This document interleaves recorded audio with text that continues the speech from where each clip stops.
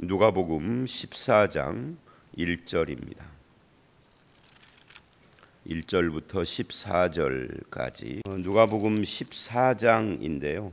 하나님 나라 잔치와 제자도에 대한 말씀이 14장 전체의 내용입니다. 한 바리새인의 집에 초청받아 가서 보고 경험한 그 일들을 기록한 것이 1절로 24절까지의 말씀이고요. 25절부터 35절 마지막 절까지는 참된 제자의 삶이 무엇이냐를 이제 정리해서 말씀을 하는 그런 내용이라고 할 수가 있습니다. 1절을 보면 안식일에 예수께서 한 바리새인 지도자의 집에 떡잡수시러 갔다. 떡잡수시러 갔다는 말은 오늘 우리로 말하면 식사하러 갔다는 거예요. 우리는 떡은 식사가 아니잖아요. 떡은 밥 먹고 또 후식으로 먹는 거 그런 거 정도 되는데, 간식 정도 되는데 거기에 갔는데, 식사하러 갔는데 그들이 엿보고 있더라. 이 엿보고 있더라 하는 것에 우리가 좀 관심을 가져야 할 필요가 있습니다. 왜 그러느냐면 이날이 안식일이기 때문에 그렇습니다. 안식일에 대해서는 앞에서도 좀 나왔습니다마는 안식일은 간단하게 말하면 하나님의 안식을 선포하는 날이에요. 그리고 그것을 누리는 날이에요. 인간이 타락한 후에 잃어버린 것이 안식일입니다. 안식입니다. 쉼이 없는 삶. 그런데 하나님은 안식일을 통해서 하나님 안에서 안식을 누리도록 그렇게 해 주신 거죠. 그런데 이 안식일인데도 다른 사람들이 다 쉼을 누려도 이 사람만큼은 쉼을 누릴 수 없는 한 사람이 있었습니다. 그게 누구냐면 수종병 든 사람이에요. 이 수종병이 들었다 하는, 수종병이라는 말이 좀 생소한데 이제 현대식으로 다시 설명을 하면 이 병은 몸에 물이 차는 병이에요. 그러니까 이게 복수가 찬다든지 그런 병인 거죠. 그러니까 몸에 물이 차는 병에 걸려 있으니까 이게 굉장히 괴로울 거예요. 여러분 혹시 살아가면서 이렇게 배가 빵빵해가지고 아무리 해도 안 꺼지는 그런 거 경험해 보셨어요? 병이 들어서 말고 평상시에도 그런 경우가 있습니다. 배가 빵빵해지면 굉장히 불편해요. 그런 것처럼 이 사람도 배가 붓는 거죠. 그래서 물이 차 있는 거예요. 그런데 이 재미있는 것이 2절에 수종병 든 한 사람이 있는데 저들이 엿보고 있다 그래요. 그러니까 이 수종병 든 사람은 안식일인데도 안식을 못 누릴 뿐만 아니라 이 잔치집에 있는데 이 사람이 왜 이 잔치집에 있는지 이것에 대해서는 성경이 설명을 안 해요. 이 사람이 이 집 가족인지 초청받아 온 사람인지 아니면 얻어먹으러 온 사람인지 도대체 왜 여기에 있는지 알 수가 없어요. 그런데 그것이 안식일이었고 그때 예수님이 이 사람을 고쳐주면서 뭐라고 하느냐면 5절에 너희 중에 누가 그 아들이나 소가 우물에 빠졌으면 이라고 그래요. 이 우물에 빠졌다라고 하는 이것과 수종병이 들어서 온 몸에 물이 찼다 하는 것과 비슷한 것이죠. 그러니까 우물에 빠진 너의 아들이나 소, 그리고 온 몸이 물로 빵빵해져 있는 이 물이 차 있는 이 사람 같은 거예요. 같은 건데 아들이나 소가 우물에 빠졌으면 안식일하고 상관없이 그걸 건져주는데 이 사람은 안식일인데 안식일이기 때문에 고칠 수 없다라고 한다면 이건 완전히 내로남불 같은 거죠. 그래서 그거를 예수님께서 지금 지적을 하고 있는 겁니다.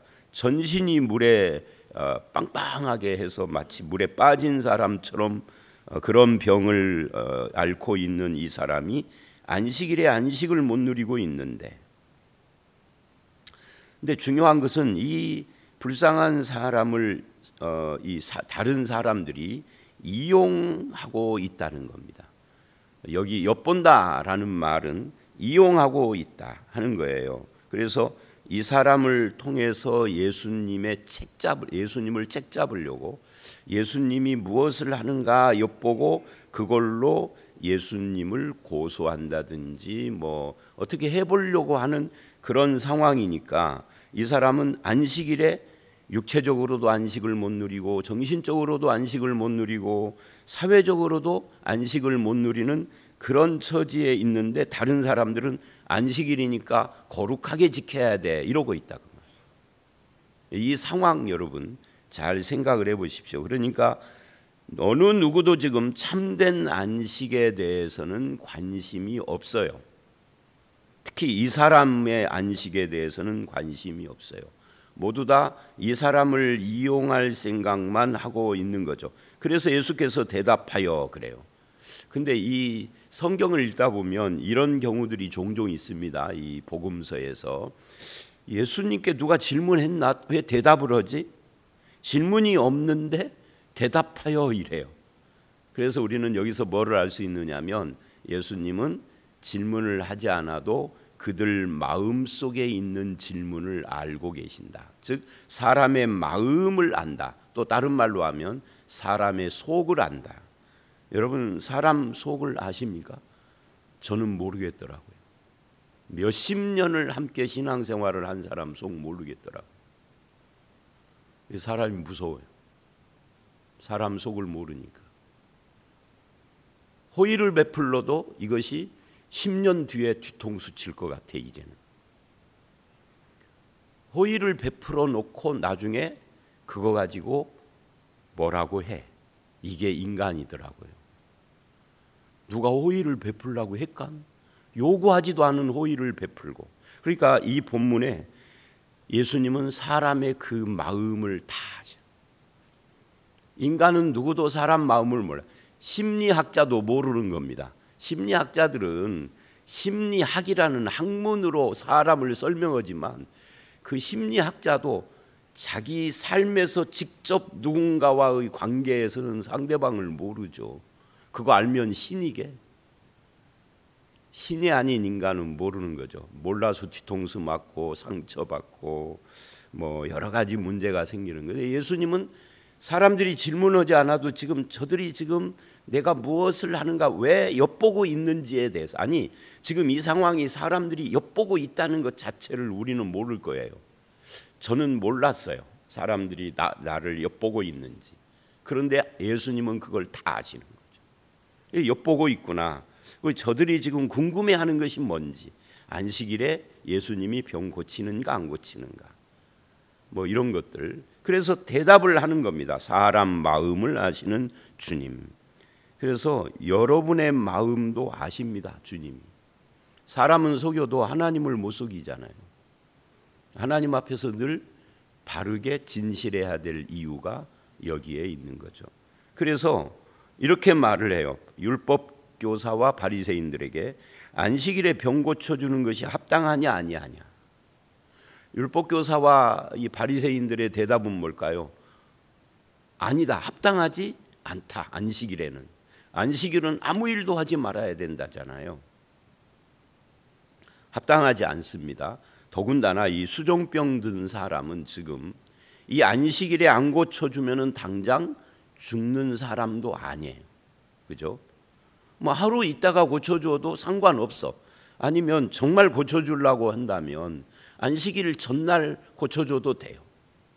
그런데 하필이면 어제도 안 고치고 내일도 안 고치고 지금 오늘 안식일 날 병을 고치려고 하는 거예요. 이 부분에 대해서는 며칠 전에 안식일 이야기가 나와서 설명을 했었어요. 왜 예수님은 성경에 기록된 것이 예수님의 행적의 전부 다는 아니지만 사복음서를 보면 안식일 이외에도 병을 고쳐주셨지만 안식일에 병 고쳐주는 일들이 굉장히 많았어요. 일부러 그러시는 거거든요. 죽을 병 걸린 사람들이 아니었어요. 그들 대부분은.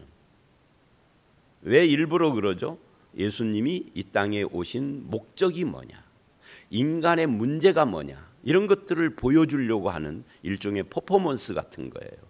인간이 이런 고난과 고통 속에 있는 것은 죄 때문이고 예수님은 바로 그 죄를 사하시고 이 죄에 나타나는 현상인 귀신 들림과 질병과 죽음과 이런 것들을 해결해 주심으로써 병 고치는 자가 아니라 인류를 구원하시는 자, 다른 말로 하면은 이 안식이 없는 인류에게 안식을 주시려고 오신 분이다. 즉 하나님이다.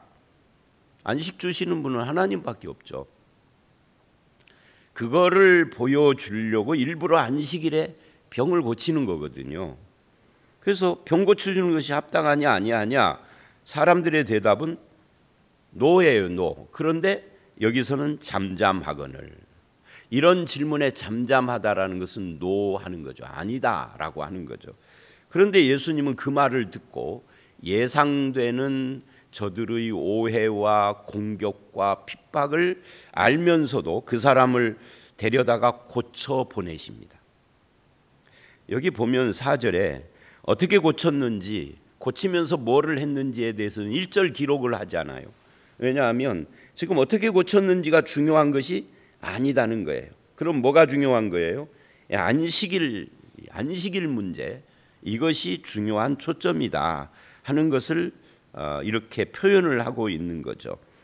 5절을 보면 그들에게 이르되 너희 중에 누가 그 아들이나 소가 우물에 빠졌으면 안식일이라도 끌어내지 않겠느냐? 당연히 끌어내죠.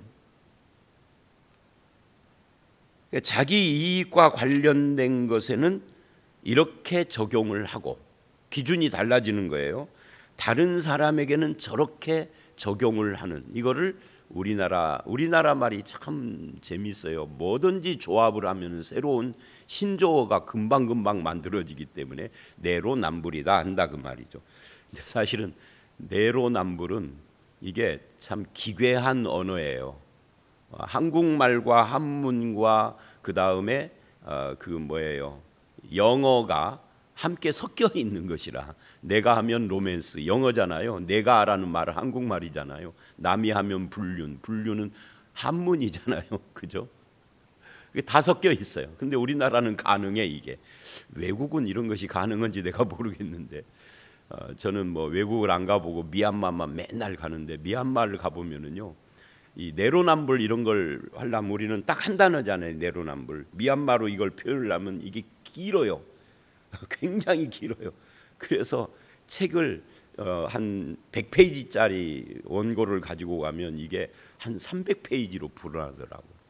왜 그러냐 그랬더니 한국말로 하나로 딱 말하는 걸 미얀마에서는 없대요. 그래서 이걸 쭉 설명을 해야 한대요. 자, 뭔 말을 하다가 내로남불. 그러니까 이런 걸 내로남불이라 하는 거예요. 그러니까 이들에게 진정 문제가 뭐냐면 내로남불이 아니라 진정 문제는 내 자식이나 나와 관계되는 것을 바라볼 때와 남을 향할 때가 다른데, 뭐가 다르냐면 다른 사람에게는 긍휼과 자비와 사랑이라고 하는 이 율법의 정신을 전혀 적용하지 않는다는 거예요. 그리고 율법을 가지고 뭐를 하는 거죠? 율법의 정신은 긍휼, 자비, 사랑인데 율법을 가지고 남을 죽이는 일만 하는 거예요. 정죄하는 일만. 사실은 하나님이 우리에게 율법을 줄 때는 이 정죄의 기능만 가지고 준 것은 아니거든요. 정죄도 있지만 근본적으로는 사랑, 자비, 긍휼 이런 것이 하나님 사랑, 이웃 사랑이잖아요. 율법을 총정리하면 그거라고 바리새인들도 스스로 대답을 그렇게 해요. 다른 말씀에 보면. 그런데 자기에게만 그걸 적용하는 거죠. 남에게는 하지 않고. 그래서 대답하지 못하니라 하고 이제 6절까지 이 말씀이 끝나는데, 그런데 이 1절로 6절에서 우리는 이런 것을 적용하고 갈 필요가 있어요.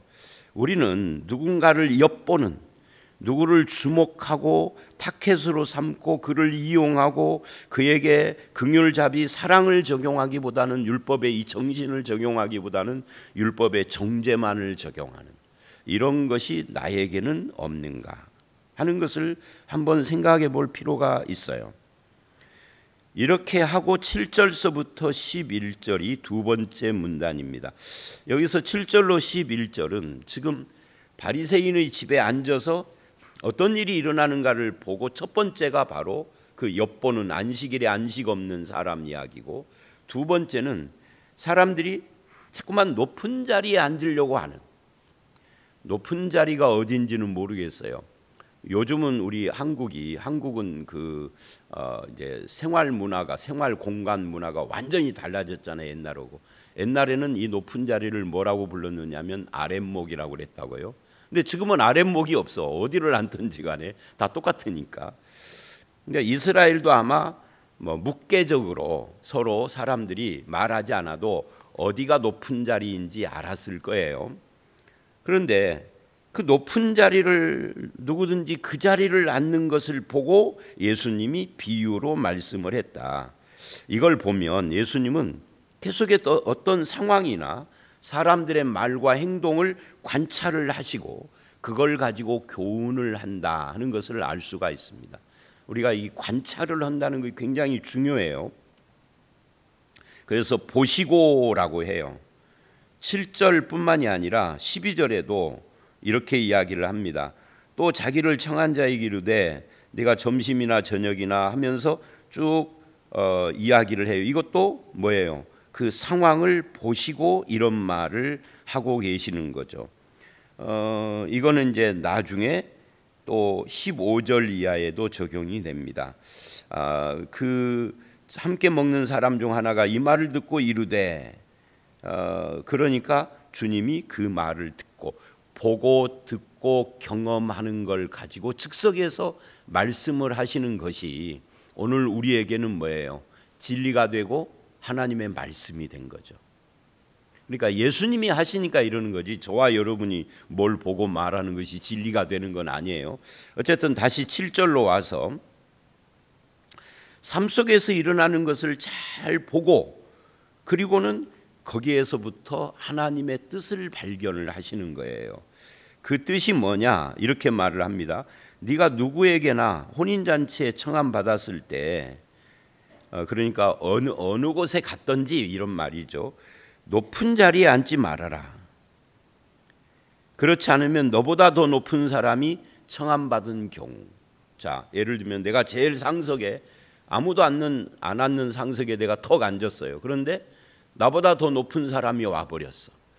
예를 들면 내가 도청에 근무하는 공무원인데 뭐 과장이나 아니면 국장이라고 합시다. 국장, 제일 높은 자리. 그래서 나보다 높은 놈 없어 하고 딱 높은 자리에 앉았는데 좀 이따 도지사가 와버리면 어떻게 되겠어요? 그 자리를 내놓아야 하는데 그 자리 말고 남은 자리는 사람이 꽉 차서 어디가 없어. 맨 끝자리, 가장 낮은 자리밖에 없으니 그리로 내려갈 수밖에 없다. 예수님은 지금 자리를 이야기하려고 하는 것이 아니라 뭐예요? 스스로 높아지려고 하는 교만에 대한 이야기를 하는 겁니다. 그러면 네가 부끄러워하고 그래서 수치를 당할 거 아니냐?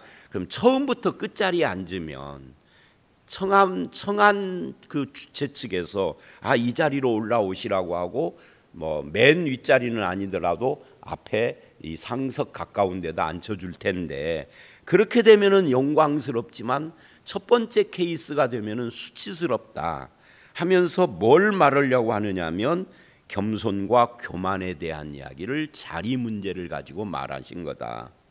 그래서 11절에 결론을 내리죠. 무릇 자기를 높아진 자는 낮아지고 자기를 낮추는 자는 높아지리라. 스스로를 높이는 어리석음을 버려라 하는 이야기입니다.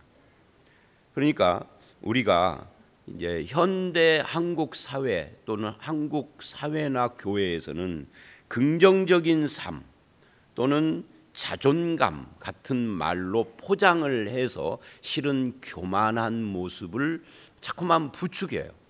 그러니까 말 그대로 긍정적이고 자존감이 높고 하는 건 정말 그야말로 긍정적인 것이죠. 그런데 혹시 자존감이나 긍정이라는 이 단어 뒤에 교만을 숨기고 있지는 않은지 이런 거 우리가 생각해 볼 필요가 있습니다. 이게 스스로도 잘 모를 수 있어요. 남들이 전 교만해, 저놈 늘 그래 이런단 말이에요. 나는 익숙해서 몰라요.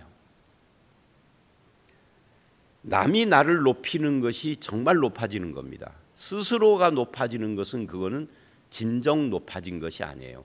존경도 너희들 나를 존경해 해서 존경하는 것은 그거는 존경이 아니에요.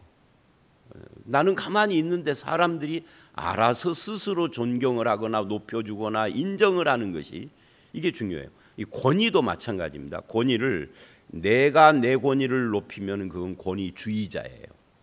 나는 권위를 전혀 안 내세우는데 사람들이 그 권위를 인정하면 그게 진짜 권위죠. 권위라는 것은 좋은 건데 권위주의가 되면 나쁜 거예요. 똑같습니다. 권위가 됐던 존경이 됐던 무엇이 됐던 남들이 나를 높이고 인정하고야 합니다. 남들이 아닌 나는 늘 겸손해야죠.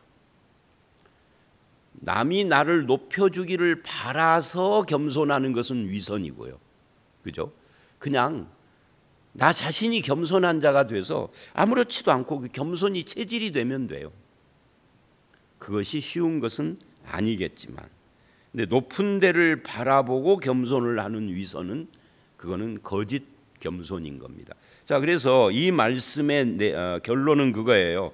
자기를 높이지 말고 자기는 낮추고 남이 나를 높여야 하는 것이다. 근데 남이 나를 안 높여, 나는 남이 높일 줄 알고 겸손했는데 안 높이면 뭐 상관없죠. 그냥 그렇게 살면 되는 것이죠. 그거에 연연할 필요는 없다는 거예요. 근데 이게 쉬운 것이 아닌 것이 이런 경우에 신경질적인 사람들이 있어요. 보면 겉으로는 겸손한데 안 높여주면은 신경질적인 반응을 보이거나 아니면은 뒤에서 뭔가 모략을 꾸미는 사람들이 생겨요. 여기 그건 이제 악한 자죠. 그 다음에 마지막 세 번째 12절로 14절, 여기는 이제 베푸는 문제입니다. 누구에게 베풀 것인가, 이 사랑과 섬김에 대한 교훈을 하는 거죠. 앞에는 안식에 대한 거고 두 번째는 겸손과 교만에 대한 거고 여기서는 사랑과 섬김에 대한 건데, 또 자기를 청한 자에게 이르되 내가 점심이나 저녁이나 베풀거든, 이 베푼다라는 말이 나오죠. 식사 대접을 한다는 거예요. 벗이나 형제나 친척이나 부한 이웃을 청하지 말라. 두렵건대 그 사람들이 너를 도로 청하여 내게 갚음이 될까 하노라. 이제 쉽게 말하면 품앗이 하는 거죠. 기브 앤 테이크. 내가 주니까 상대방도 나에게 주는, 이거는 그냥 인간 사회에서 이게 생활 처세 같은 거죠. 그거는 정말 베푸는 것이 아니다. 네가 누군가에게 얻어먹었기 때문에 그 사람에게 해주는 것은 그냥 그럼 그것도 하지 말라는 것이 아니에요. 그거 해야죠. 해야 하는데 그렇게 해놓고 내가 베풀었다라고 말할 수는 없다. 정말 베푸는 것은 나에게 도로 갚을 수 없는 사람에게 베푸는 것이 진짜 베푸는 거다. 그게 13절이죠. 차라리 가난한 자들, 몸 불편한 자들, 저는 자들, 맹인들을 청하라. 이 말을 오해하면 안 돼요. 우리가 항상 잔치를 베풀거나 누구를 대접할 때는 꼭 이 사람들만 청하라 이 말이 아닙니다. 이 사람들의 특징이 뭐예요? 갚을 것이 없는, 그러니까 되갚음을 받을 수 없는 자들에게 베푸는, 이걸 말하는 거죠. 그러니까 이들은 전에 나에게 한 번도 뭐 나를 밥을 사준다든지 나를 대접한다든지 한 일이 없어요. 그걸 할 만큼 넉넉하지가 않아. 그래서 내가 그들에게 베푸는 것은 내가 갚는 행위가 아니고, 내가 베풀면 저들이 나에게 되갚을 여력도 없고, 그런 것이 진짜 섬기는 거다 하는 것을 말하는 거예요. 그래서 기브 앤 테이크는 사회를 사는데 당연히 그거는 있어야 될 A 같은 것이고, 사랑과 섬김은 그거를 넘어서야 한다는 거죠. 그러니까 제가 이런 유사한 이야기가 나올 때마다 저의 경험을 말할 수밖에 없는데, 인간은 자기 경험의 범위 안에서 이해를 하면서 사는 자니까, 전에 어떤 분이, 우리 교회는 아닙니다만은, 꼭 다른 사람이 자기에게 이렇게 베풀면 꼭 그 액수 그 양만큼 그대로, 그것도 한참 지나서가 아니라 그 즉시 그 다음 날 갚아요. 그러니까 사람들이 그분에게 베풀어 주고 그 다음에 돌아서서 욕해. 그분에게는 욕 안 쳐. 제 앞에서 욕하는 걸 제가 여러 번 들어가지고, 여러 사람에게. 근데 그분은 누구냐면 그 무리들 중에서 제일 부자야. 그러니까 제일 부자인 사람에게 왜 소고기를 사주냐고. 그죠? 제일 부자인 사람은 소고기가 아쉽지가 않은데 그러니까 그 제일 부자인 사람이 누군가가 소고기를 사주면 그대로 딱 그 용량만큼 봉다리에 사다가 그 집 문 앞에다 걸어놓지. 제가 그런 걸 보면서요, 야, 이 성경 말씀이 정말 나한테 도로 갚을 여력이 없는 사람을 섬기는 것이 그게 섬김이다. 그 이야기를 지금 하고 있는 거예요. 이웃에게 베풀려면 돈 많고 힘 있는 사람이 아니라 돈 없고 힘 없는 사람에게 베풀어야지. 그래서 이것이 수종병 든 자 이야기와 맥이 닿아요. 그죠? 그래서 안식이 없는 삶, 안식을 베푸는 삶, 이런 것들이 연결이 되는 말씀들이다라는 것을 알 수가 있습니다. 이제 내일 말씀인 15절 이하는 이 말씀, 그러니까 이 말씀이 뭐냐면 14절에 그럼 그리하면, 즉 갚을 능력이 없는 사람들에게 베풀면 그들이 갚을 것이 없으므로 내게 복이 되리니 이는 의인들의 부활 시에 내가 갚음을 받겠음이라. 누구에게 갚음을 받아요? 하나님께. 사람에게는 갚음을 안 받아도 하나님이 그걸 기억하신단 말이죠. 근데 이 말씀에 대한 반응이 내일 말씀 15절이에요. 그래서 이 14절이 24절까지 14장이 24절까지 쭉 사건이 이렇게 한 4가지 사건이 나오지만 이게 다 쭉 연결되고 있다는 것을 알 수가 있고, 그래 놓고 25절에 그러나 하면서 총정리를 참 제자는 누구냐 하고 내는 것이다. 자기 십자가를 지라 하고 내는 거죠. 자, 오늘 여기까지입니다. 여러분, 누구를 엿보기보다 어떤 사람에게 안식, 즉 긍휼자비, 사랑을 베푸는 그런 삶을 사셔야 하고요. 높은 자리에 앉기보다는 겸손한, 나에게는 겸손하고 남을 대접하는 이런 삶을 살아야 하고, 누군가를 대접하고 섬길 때에는 되갚음을 받을 걸 예상하고 섬기지 마시라. 그냥 내가 섬긴 것으로 만족하고 끝나야지, 내가 저놈 밥을 4번이나 샀는데 한 번도 안 샀다 이런 말 하시면 안 된다. 그러니까 차라리 밥 사줄 능력이 없는 사람에게 사줬다 해야 하는 거지. 그러면 누가 갚으신다? 하나님이 갚으신다. 하나님이 뭘로 갚을까요? 돈으로 갚을까요? 아니죠. 여기 보니까 의인들의 부활 시에 했으니까 돈이 필요 없는 그 세상에서 갚는 거예요. 그러니까 돈은 아니에요. 그죠? 뭐 돈 놓고 돈 먹기처럼 뭐를 하면은 하나님이 뭐 부를 주고 건강을 준다 이런 식이 아닙니다. 자, 그런 삶, 진짜 섬기는 삶, 긍휼과 자비, 사랑을 베푸는 삶, 겸손한 삶을 사는 저와 여러분들이 되시기를 주의 이름으로 축원합니다. 함께 기도하겠습니다. 하나님 아버지, 사람을 엿보기보다는 긍휼과 자비와 사랑을 베푸는 그런 삶을 사는 것이 성도의 삶이고, 높은 자리에 앉아 교만하기보다는 겸손한 자리에서 다른 사람을 섬기고 사랑하는 그런 삶을 사는 것이 우리들의 삶인 것을 주님의 말씀을 통해서 배웠습니다. 아버지 하나님, 우리가 이 말씀을 실천하며 살아가는 성도가 되게 해 주시옵소서. 예수님 이름으로 기도드려 싸움나이다. 아멘.